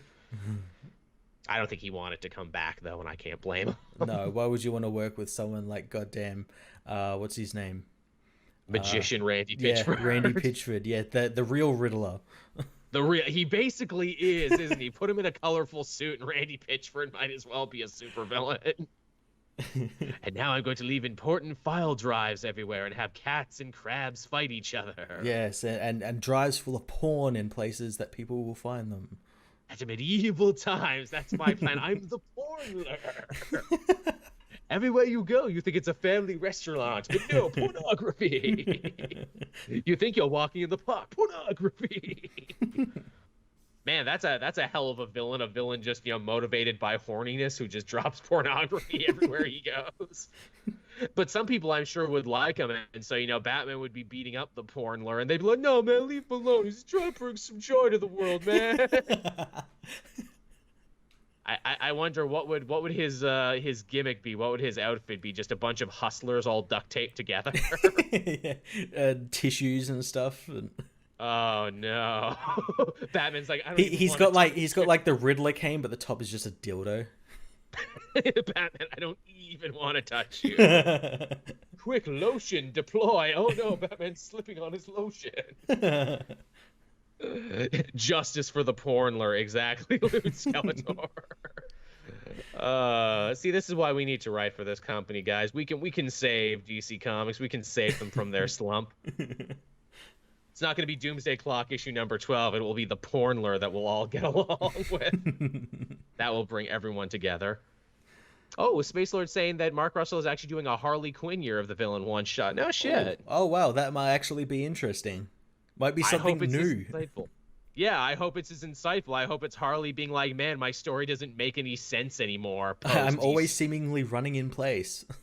Yeah, I've never been more popular than I am, and yet I've probably never been more inconsistent either.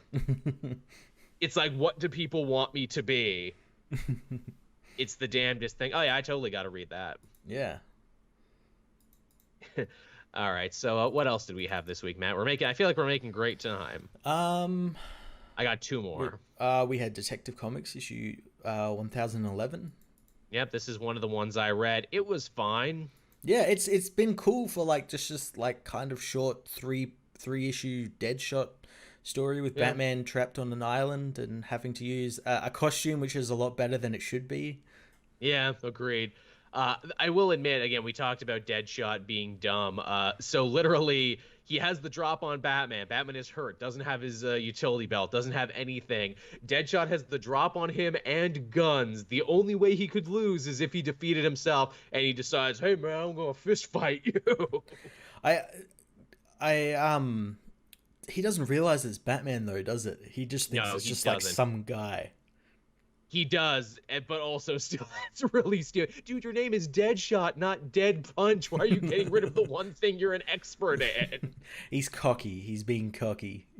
I guess so, and you literally brought a gun to a fist fight and you threw the gun away. And you still lost. And in the back of my mind, I'm like, look, man, if you still want to have them have a fist fight in the jungle, just have Deadshot run out of ammunition. You still get the same ending to the story, and Deadshot doesn't have to look stupid. Yeah. No, and it would be really fun if he did run out of ammo, because like throughout this issue, he's just like going through the forest, just shooting animals just for no reason. I thought that's where they were going with it. Shooting old Japanese men for no reason. Yeah, just cause he's a dick. Yep, just cause he's a big old dick about it. But yeah.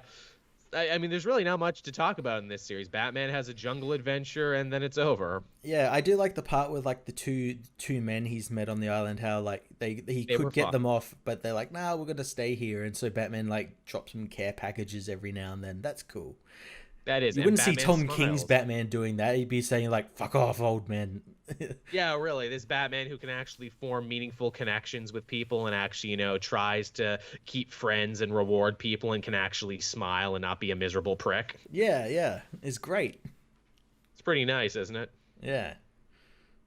And then we're still priming the Mr. Freeze story, which that's what I'm really excited for. And, I hope it actually lives up to it now that we've basically spent this whole thing hyping it. I hope it lives up to it, but as well as like, I've kind of hyped myself with that story. It's like, because we know Nora's going to be like a villain, and like how I posited the theory that like, she's seen like what Batman's been doing to Victor, like through the glass of her like chamber, and that's what's made her a villain. I'm like, I hope that's how they do it, but something tells me they won't.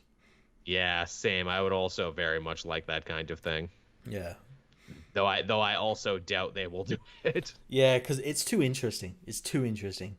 It is. It's too interesting a bit. But give Tomasi credit. They definitely look to be building up to something where it's like, okay, Mr. Freeze can resurrect his wife, but I'm guessing some of her organs aren't good anymore. Or she's freezer burned. She spent too long in there. She's freezer burned. So we need to get her some new body parts. Yeah, it would be interesting. I wonder how long he's staying on the book, because I know Tom Taylor is doing a one-shot Detective Comics issue. So I don't know whether that's like a transition issue into a new writer or whatnot. I assume Tomasi is going to stay on the book for as long as he likes. I hope he does. Well, actually, no, I read the solicitations, because there's a whole arc like coming in December where it's Batman teaming up with Damian for real this time, and they're actually going to try and, square the circle and answer the question, hey, Damian, you've been, like, keeping criminals without trial and shooting villains in the head. Yeah, and like apparently also trying to wipe characters' memories. I don't know if you knew this, Damien, but me and the Justice League had a whole big thing a couple years ago about wiping villains' memories. Did not go good for us. No, it didn't. Especially for someone named Sue Dibney, did not go well. Yeah. I never wanted to tell you that story because I thought it was a little too adult, but like I think you kind of need to hear. In fact, invite all your friends over from the Junior Suicide Squad because if you don't hear it from Batman now, when are you gonna hear it? Which again, that story is probably pretty important for Tomasi to tell because it's like, hey man, I made people like Damian. I probably did more work to make people like Damian between my Batman and Robin run, his solo series, and Super Sons than Grant Morrison did, who invented him. Yeah, so to have whoever's writing that Teen Titans book at the moment to like come in and be like, he's running Guantanamo Bay. Yeah, that's really got a harsh his buzz. Man, you want to talk about writers who I think would make the jump to Marvel pretty soon? Tomasi. Yeah, I could see that. Well, Patrick Gleason's already gone over there, so if he's writing partner and artist for so long and went over there, I could see it happening. I'd like to see that happen. That'd be pretty cool. Tomasi and Gleason bring you the champions. Oh, that'd be great. Or like, I'd like to see him on something like Iron Man or someone. I bet Tomasi's got a killer Spider-Man pitch. Oh, yeah. You probably can't write it right now because Nick Spencer seems to be doing a thing, but that's a run right there. Tomasi, Gleason, Spider-Man. Oh, yes. No, you know what they got to do, and this actually dovetails quite nicely into Venom from this week. So they keep teasing that Dylan, Eddie Brock's son, might be getting a symbiote, and Normie Osborn had a symbiote. What if these two characters team up and they are the Simpsons? Oh, I can't take all the credit for that. Someone in my comments section came up with the name, but that's still pretty good. That's still like it's like that sounds terrible, but also yes, I want to read it. I haven't read this issue yet, but is Sleeper still the Kree soldier? Yes and no. So like Okay. Sleeper says what he's been doing in between, where it's like, hey, so I'm the seventh son of Venom. I traveled around space, wanted to get back to my roots. I went back to planet Clintar, aka the planet of the symbiotes, and it's really fucked up. Null is manipulating everything there, and he tried to force me back into the hive mind, and I was like, screw this, so I flew back to Earth on my jetpack.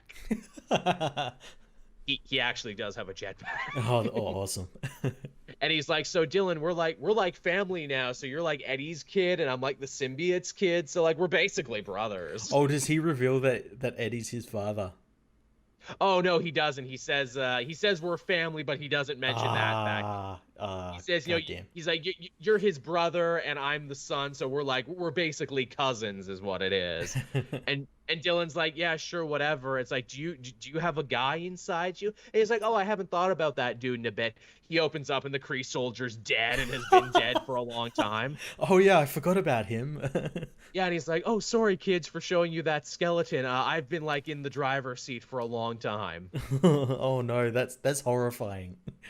Yeah, but tell you what, Dylan, you and I have like a lot of genetic compatibility going on, and we're stronger together. How about we join up, kid? Yeah, how would you like to? I get a little bit inside you. And... Yeah, and vice versa. And Dylan's like, this fucking dope. Yeah, symbiote me, bro. Of course he is. But then the Maker comes in and shoots him with a sonic gun. And he's like, I saved you children from that horrible monster. Oh no. And they're like, oh no, this is the horrible monster right here. The Maker. And he's like, okay, so like your guys didn't want me putting you through the Codex machine, but I beat up the Life Foundation and took this poor family that has been kidnapped. I'm gonna put them through my machine Yeah, now. yeah. That was cool about the issue before that, how they introduced the Life Foundation. It's like, oh, they're referencing that story you told me about, and it's like, oh, Yeah, the that little one kid shot. is there, and oh my god, Maker was about to kill them. Yes, Maker is so close to murdering children, and he almost murders the dad by putting him through the Codex machine while he's awake, which is apparently horrible torture. Oh wow. And Maker's just grooving on. It's like, yes, yes, we're learning so much. Apparently, knock them out before you put them in the machine. Okay. Dose them with ketamine before putting them Yeah. in. And like this also like ties back up with issue 2 where Eddie called the Maker, and the Maker's like, no, don't worry about the screaming. They're just watching television. No, it was actually those people who were screaming. Oh. Yeah, so the Maker's a huge liar too, on top of everything else. And Dylan and Normie are like, okay, so this guy's stranger danger, and we should probably leave.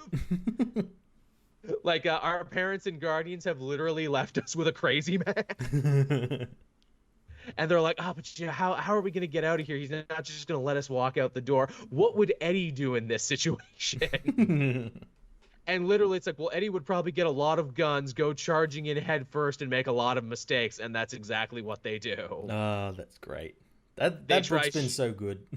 It really has been. And they try shooting the Maker with sonic guns, which just lets the Life Foundation symbiotes out again. And they all coalesce together like they did in Carnage Deadpool, and they become hybrid again. Yeah, they change into Voltron symbiote. They're literally Voltron, and they take over the Maker. So now the Maker has a suit. Oh no.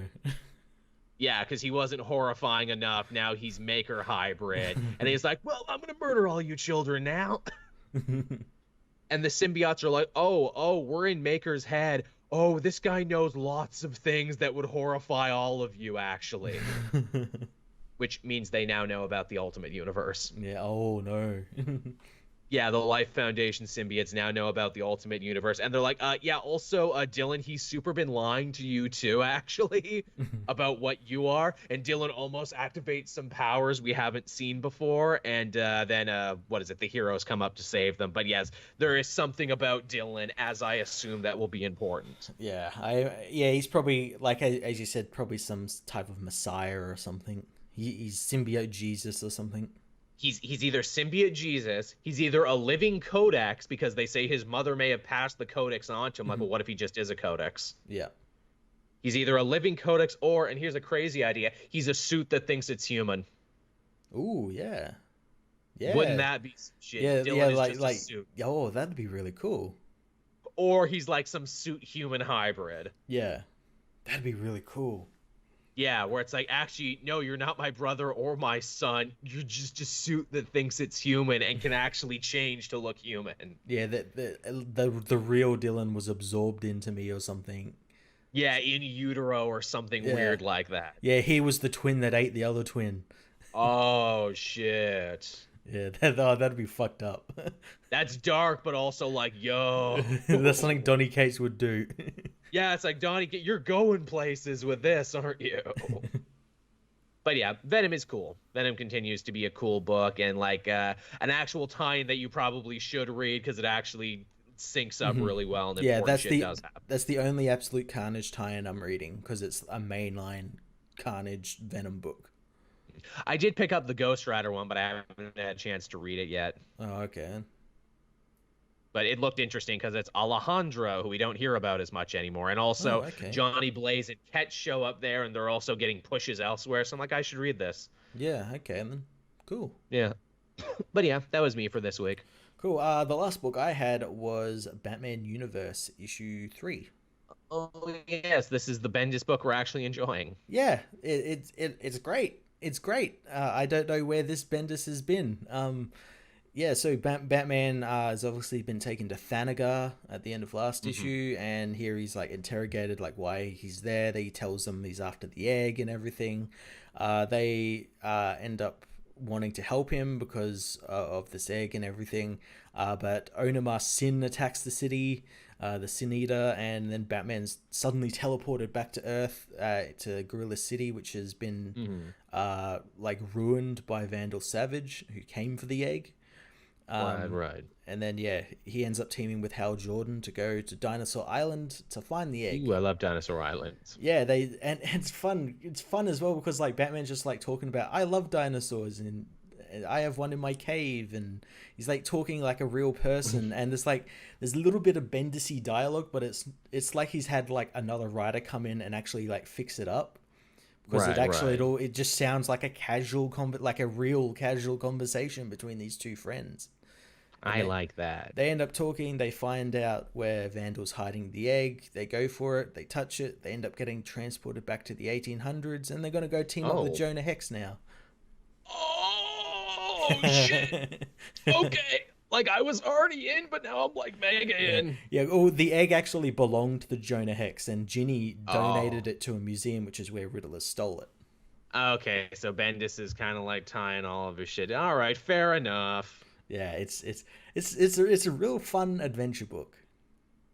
Sounds like something I got. Like again, if I'm ditching regular Superman, I should really check that out, and I should also check out the Superman book by King, because you and everyone else are just giving them glowing recommendations, and I just couldn't fit them in because I was reading so many books I didn't like. I should substitute it with stuff I do like. They would be like a strange like substitute, but ones that actually make sense. Where it's like these writers have like switched characters, and it makes it's so much better.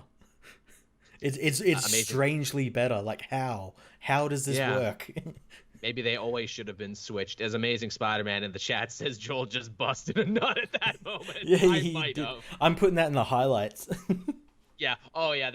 Whenever someone subs, you need to replay that sound clip of me. Oh yeah. You subbed. Oh yeah, and also G. Willow Wilson is writing a Wonder Woman story, as Marvel Knight brings up. Yeah, that feels like something I should also probably pick up and read at some point. I haven't read Wonder Woman in a long time.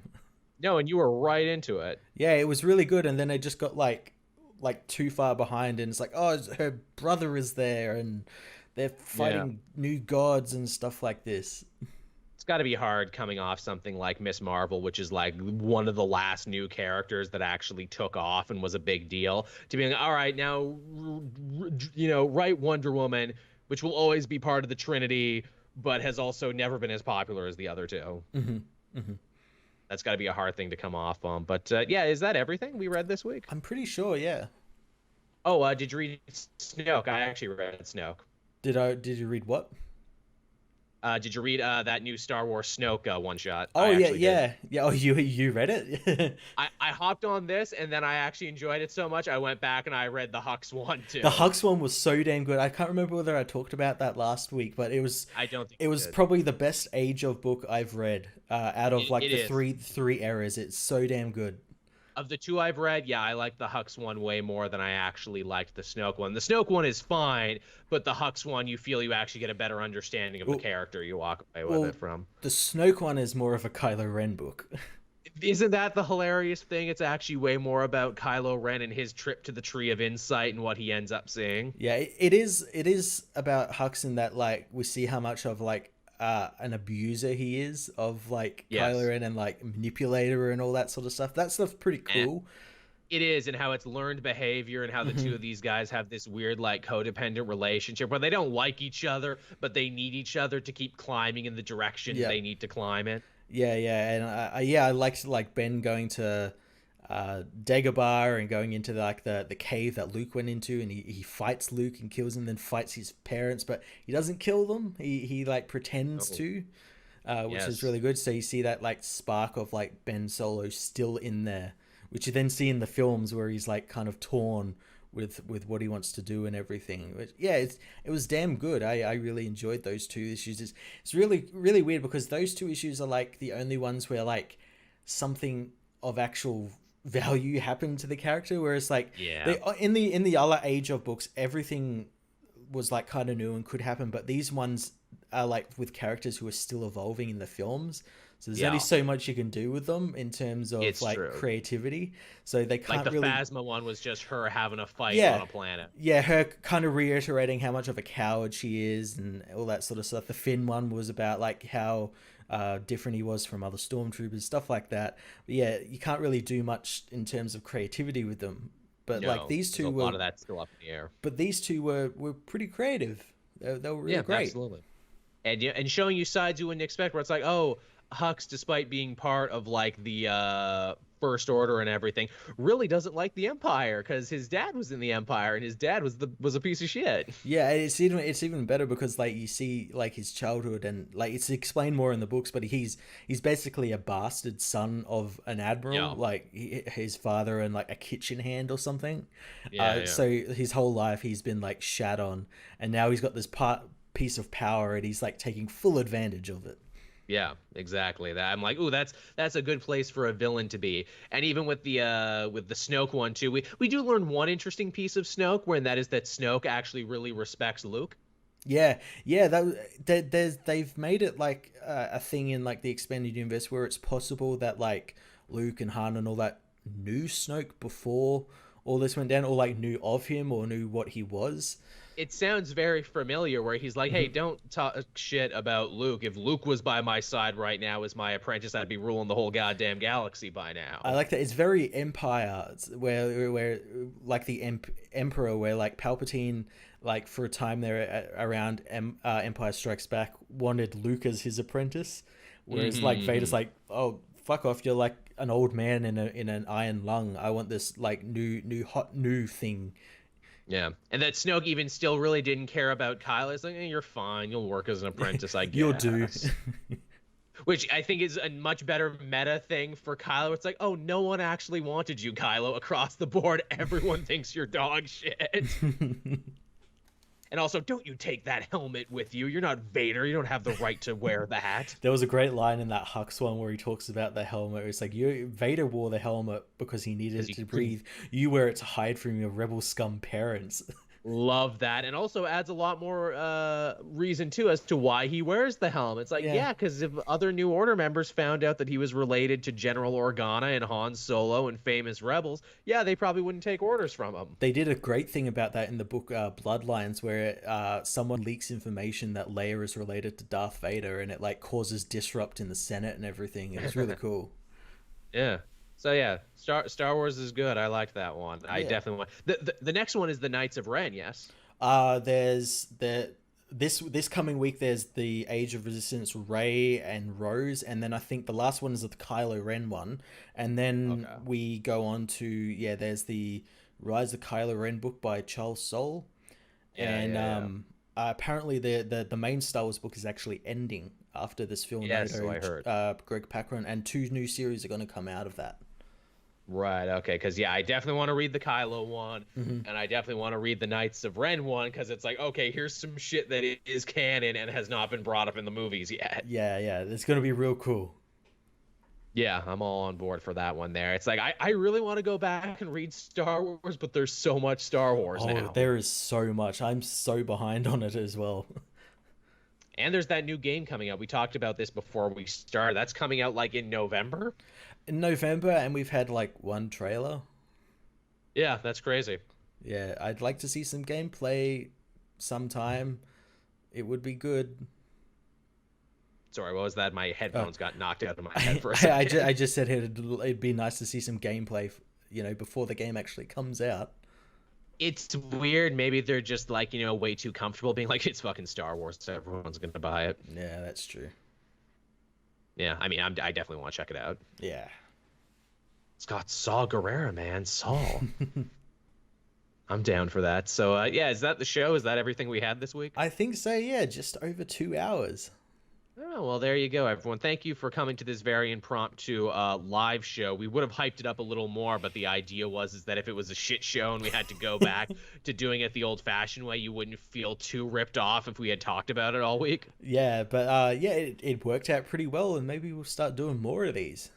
Maybe we will. Yeah, definitely. Thank you for the big donation there that we got. That Yeah, definitely helps yeah. keep the lights on here. We're going to be keeping that moving forward. As always, if you're a patron, you'll get to listen to this first before anyone else, although that might not be as quick this week because Matt's got to stop this, take the actual video stuff down, redo the audio, send it to me, and I got to put it up on Patreon. So it's a whole big thing. Yeah. But we're going to try and get that to you ASAP. Yeah, Marvel Knights says it's great stream quality, and that's all I care about. Thank you, Marvel Knight. He is our official, unofficial, audio-visual guy, always telling us that the quality is good. That's very comforting, Marvel Knight, for people in our business to know we look and sound good and that nothing is fucked just yet. Everyone else, be sure to get ready for Wednesday, 8 a.m. Eastern Standard Time, because this is where the show goes normally for everyone else. Any other projects coming up, Matt? Anything else you want to talk about? I got Oz Comic Con this weekend, so I'm looking Nice. to do a little video on that, and that'll be up just after the con ends. I'm also looking at streaming, hopefully sometime again this week, more Greedfall or other games. Definitely, I've got a suggestion box down on my channel, so if you got any suggestions, let me know. I also got a donate button down there. Yeah, check that out. What else was I going to say? Oh, if you're watching this or if you're listening to this, either you've already seen it or it's just going up. But episode 2 of Capes and Quests, my Dungeons and Dragons stream with Kirk FM, Professor Thorgy, and Josh, is also going to be up on Tuesday at 8 a.m. So be ready for that. If you liked. Oh man, if you liked episode 1, let me tell you, episode 2 is gonna blow you the fuck away, because episode 2 is where we introduce the fantasy drugs and the show officially finds itself. Oh no. Let me tell you, you also get to hear a lot of my Graham Grisham impression. I hope you like this, because oh man, I do a lot of this. So thank you everyone for watching and listening, and Matt and I will be back again next time, maybe live. Who knows? Probably, maybe. Probably. So until next time, everyone, this has been us. Bye-bye. Bye.